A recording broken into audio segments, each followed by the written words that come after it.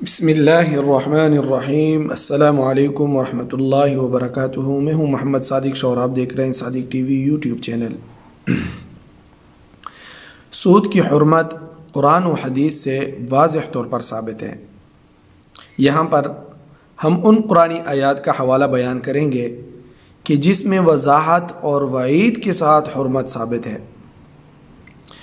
اللہ تبارک و تعالی نے ارشاد فرمایا وَأَحَلَّ اللَّهُ الْبَيْعَ وَحَرَّمَ الرِّبَا۔ اللہ تعالیٰ نے خرید فروخت کو حلال اور سود کو حرام قرار دیا ہے۔ اسی طرح اللہ تعالیٰ کا فرمان ہے يَمْحَقُ اللَّهُ الرِّبَا وَيُرْبِي الصَّدَقَاتِ۔ اللہ تعالیٰ سود کو مٹاتا ہے اور صدقات کو بڑھاتا ہے۔ جب سود کی حرمت کا حکم نازل ہوا تو لوگوں کا دوسروں پر جو کچھ بھی سود کا بقایا تھا اس کو بھی لینے سے منع فرما دیا گیا۔ اللہ تعالیٰ نے فرمایا وَذَرُوا مَا بَقِيَ مِنَ الرِّبَا إِن كُنتُم مُؤْمِنِينَ، یعنی سود کا بقایا بھی چھوڑ دو اگر تم ایمان والے ہو۔ سود لینے اور دینے والوں کے لیے اللہ تعالیٰ اور اس کے رسول کا اعلان جنگ ہے۔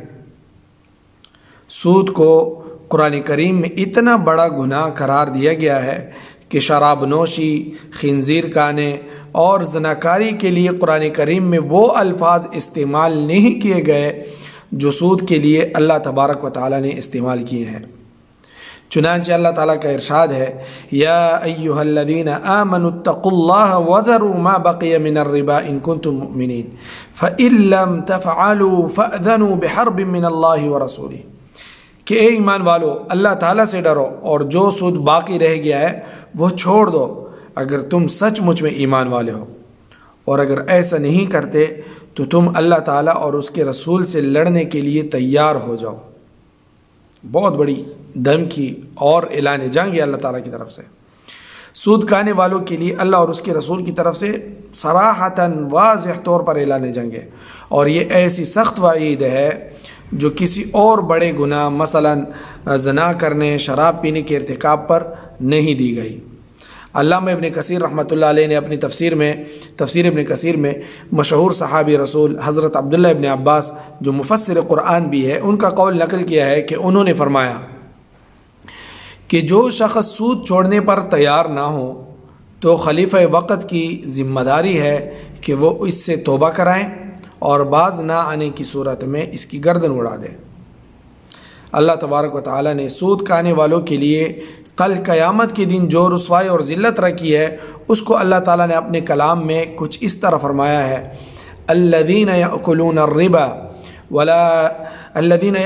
الربا لا یقومون الا کما یقوم الذی یتخبطہ الشیطان من المس۔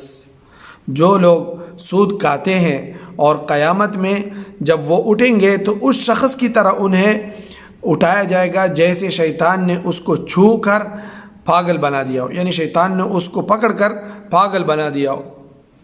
سود کی بعض شکلوں کو جو لوگ جائز قرار دیتے ہیں اور یہ کہتے ہیں کہ جیسے خرید فروخت میں جو ہے پیسے زیادہ آتے ہیں تو اس طرح سود بھی تو ایک چیز ہے، تو ان کے لیے اللہ تعالیٰ کا فرمان ہے ذَلِكَ بِأَنَّهُمْ قَالُوا إِنَّمَا الْبَيْعُ مِثْلُ الرِّبَا، کہ یہ ذلت اور امیز عذاب اس لیے ہوگا کہ انہوں نے کہا تھا کہ بیع بھی یعنی خرید فروخت بھی تو سود کی طرح ہی ہوتی ہے، اس میں بھی تو نفع آتا ہے، حالانکہ اللہ تعالیٰ نے بیع یعنی خرید و فروخت کو حلال کیا اور سود کو حرام قرار دیا ہے۔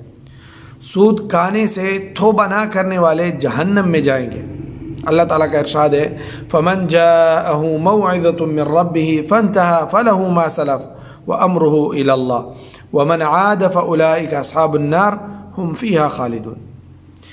لہٰذا جس شخص کے پاس اس کے پروردگار کی طرف سے نصیحت آ گئی اور وہ سودی معاملات سے باز آ گیا تو ماضی میں جو کچھ ہوا وہ اسی کا ہے، وہ ختم، اس پہ کچھ نہیں، اس پہ کوئی پکڑ دکڑ نہیں، اور اس کی باطنی کیفیت کا معاملہ اللہ تعالیٰ کے حوالے ہے۔ اور جس شخص نے لوٹ کر پھر وہی کام کیا تو ایسے لوگ دوزخی ہیں، جہنمی ہیں، وہ ہمیشہ اس میں رہیں گے۔ غرض ہے کہ سورہ بقرہ کی ان آیات میں اللہ تبارک و تعالیٰ نے انسان کو ہلاک کرنے والے گناہ سے سخت الفاظ کے ساتھ بچنے کی تعلیم دی ہے، اور فرمایا کہ سود لینے اور دینے والے اگر توبہ نہیں کرتے تو وہ اللہ اور اس کے رسول سے لڑنے کے لیے تیار ہو جائے۔ اس سے بڑی دھمکی کیا ہو سکتی ہے؟ نیز یہ بھی فرمایا کہ سود لینے اور دینے والے کو کل قیامت کے دن ذلیل اور رسوا کیا جائے گا اور وہ جہنم میں ڈالے جائیں گے۔ اللہ تعالیٰ اس گناہ سے بچنے کی توفیق عطا فرمائے اور ہمارے ملک پاکستان سے سودی نظام کا خاتمہ فرمائے، آمین ثم آمین۔ دوستو، صادق ٹی وی کو سبسکرائب کرنا مت بھولیے، ویڈیو کو لائک کریں، شیئر کریں اور کمنٹ سیکشن میں اپنے رائے کا اظہار ضرور کریں۔